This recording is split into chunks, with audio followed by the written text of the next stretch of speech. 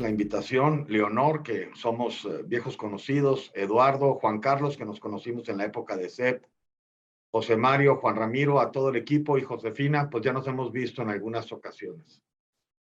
Primero que nada, quiero que sepan el momento en que nos sorprende esa tarde del 22 de noviembre la publicación en la edición vespertina del Diario Oficial de la Federación, el acuerdo presidencial, ¿no? Inmediatamente mis colegas, Vania, Jorge, Francisco y Magda, nos pusimos a trabajar e intercambiamos puntos de vista y emitimos a primera hora, pues, un comunicado fuerte, conciso, donde lo que nosotros interpretamos para efectos del combate a la corrupción es que la excepción que el presidente estaba proponiendo, no únicamente en la parte de transparencia, como se ha venido interpretando, sino también en la parte del cumplimiento regulatorio. Como bien sabemos, las actividades son reguladas, hay actividades que conllevan valores, digamos, más grandes, más altos, como puede ser la salud, el medio ambiente, la seguridad en el trabajo, y parecería que este acuerdo no solamente va contra la parte de transparencia, sino también contra el cumplimiento regulatorio, es decir, en estas materias tan importantes. Adicionalmente, este acuerdo, al ser, digamos, implementado 5 días como una positiva ficta y tener una respuesta final de lo solicitado del permiso, autorización, etcétera, en 12 meses, pues ya hubiera causado un daño, pues, irreparable, por lo menos en materia de salud o en materia de medio ambiente. Pues bien, lo primero que nosotros le pedimos al presidente es que si en verdad él quiere acabar con la corrupción y la impunidad, pues debería negarle el hábitat, por así decirlo, a la discrecionalidad tan amplia que el acuerdo abre para operar obras y proyectos de infraestructura en diferentes sectores, prioritarios, estratégicos para el desarrollo nacional, aunque los haya llamado de interés público o seguridad nacional, ¿no? Si nosotros vemos lo que está haciendo aquí el presidente, es actuando como legislador. Aún cuando ya lo aclaró muy bien Josefina, la excepción en materia de interés público y seguridad nacional tiene que estar en una ley, porque así lo dice la Constitución. Vayamos a la siguiente lámina.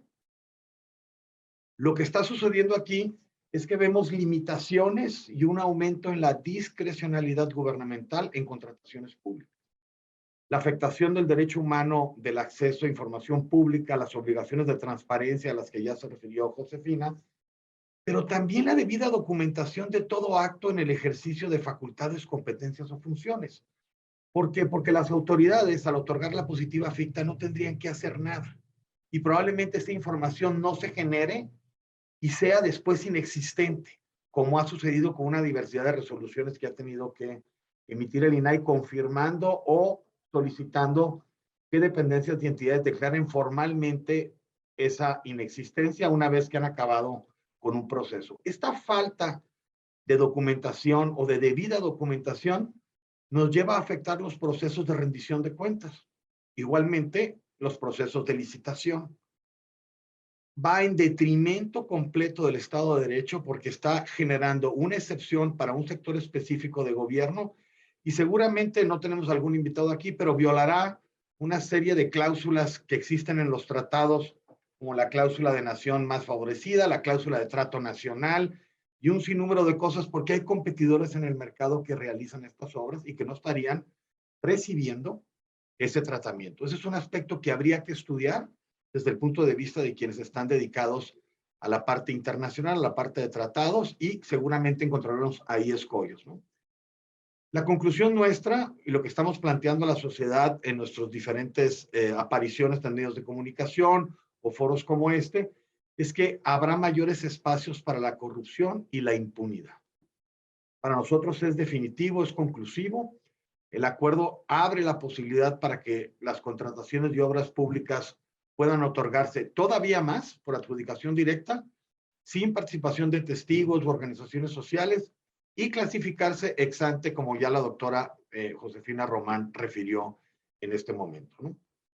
Quiero llamar su atención de un apartado del artículo 6º que creo que es importante y que tiene que ver con el derecho de acceso a la información, más que irnos, digamos, al 113 constitucional, donde tenemos la parte del sistema nacional anticorrupción. Todavía no vemos cuál va a ser el impacto en la parte estatal, porque seguramente habrá solicitudes espejo, donde yo le solicite, por un lado, a las autoridades federales información sobre un proyecto, pero también a las autoridades locales si están involucradas en ese sentido. Quiero hablar yo de medio ambiente, puedo hablar yo de consulta indígena o consulta a la población, infinidad de cosas, desde el visto bueno de bomberos hasta lo que se puedan imaginar a nivel local. Puede haber solicitudes espejo con diferentes respuestas dependiendo si la autoridad es federal, estatal o municipal, ¿no? El apartado que me parece importante es, en el texto constitucional tenemos que manifestar nuestras ideas no puede ser objeto de inquisición judicial o administrativa. ¿Qué sucede cuando hay un acuerdo como este? Pues existe algún tipo de inquisición administrativa, desde, digamos, la autoridad en una mañanera podría estar llamándonos la atención porque estamos tercos en ejercer ese derecho de acceso y esa exigencia de rendición de cuentas que en principio debe estar garantizado por el Estado. Y no olvidemos que todos tenemos derecho a ese libre acceso en forma plural y oportuna. El acuerdo implica que no lo tendremos de forma oportuna, que no lo tendremos de forma plural porque no se va a generalizar, y también podemos difundirle por cualquier medio. ¿Qué pasaría si después extendiéramos las excepciones para la no difusión? ¿No? Adelante, vamos a la otra lámina. En realidad, la reserva de información es algo que tendríamos que tener con fundamento en leyes. Seguridad nacional, interés público, requiere un propósito genuino y un efecto demostrable, una prueba del daño, además de cumplir con el proceso, el procedimiento que ya refirió la doctora Josefina. La prueba del daño implica un riesgo real, demostrable, identificable, un perjuicio significativo en caso de divulgación. Sí hay regulación, incluso en la ley de transparencia, para extender, por ejemplo, plazos de reserva, tratándose de pues instalaciones estratégicas o provisión de bienes y servicios públicos, cuando se pueda ocasionar su destrucción o inhabilitación. Entonces, la pregunta en lenguaje ciudadano, que es la que yo he hecho en medios de comunicación, es saber cuánto cuesta y a quién se contrata, o si cumple o no con la regulación, ¿conlleva ese riesgo? Esa es mi pregunta al autor y a los que van a implementar este acuerdo, ¿no? Las conclusiones para nuestro grupo en el Comité de Participación Ciudadana: no tenemos obviamente facultades para ejercer una vía de control constitucional.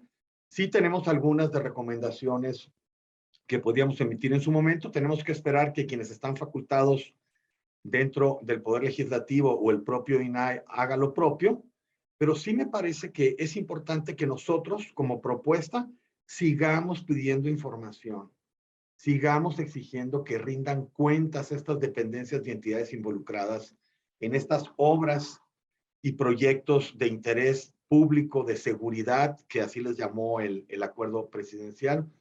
¿Por qué? Porque vamos a estar poniendo a prueba una y otra vez que las dependencias respondan a solicitudes que no tienen que ver con información que puede destruir o inhabilitar infraestructura de carácter estratégico, ni tampoco entorpecer la provisión de bienes y servicios. El acuerdo del presidente no puede tener efectos de carácter general ni particular, ni servirle a las dependencias para decir de ahora en adelante, con base en el acuerdo, todo está clasificado. La información de obligaciones, como lo dijo la doctora, obligaciones de transparencia, no podríamos clasificar y hay que hacerlo caso por caso, ¿no? Pero lo más importante, tenemos que estar pendientes de que se documente la actuación de esas dependencias y entidades, del ejercicio de sus facultades y funciones. ¿Por qué? Porque si no lo hacemos, esa información nunca va a existir y no vamos a poder probar qué realmente sucedió. No implica, y quiero ser claro con ustedes, que quienes estamos en el combate a la corrupción y estamos llevando acciones para mitigar la impunidad en la que vive el país, no implica que no podamos acceder temporalmente a ello. Implica que eventualmente no accederemos nunca a la información. Y ese es el punto por el cual yo invito a los ciudadanos, invito a las ciudadanas, a empresarios, empresarias, a que soliciten información, a que lleven a cabo el procedimiento ante las unidades de transparencia, igual comités de transparencia, que recurran al INAI, que recurran al amparo si fuera necesario. ¿Por qué? Porque eso es lo que realmente, si lo hacemos en masa y pedimos información, vamos a estar ejerciendo un derecho que se va a superponer de la Constitución que tenemos todos y todas a un acuerdo del presidente. Entiendo la desesperación del presidente. Entiendo que la parte regulatoria sea engorrosa. Sé que seguramente está sufriendo lo que muchos empresarios o clientes de quienes asesoramos empresarios y empresarias viven todos los días. Topar con la burocracia, ¿sí? Pero esta no era la manera. Es tanto. Gracias.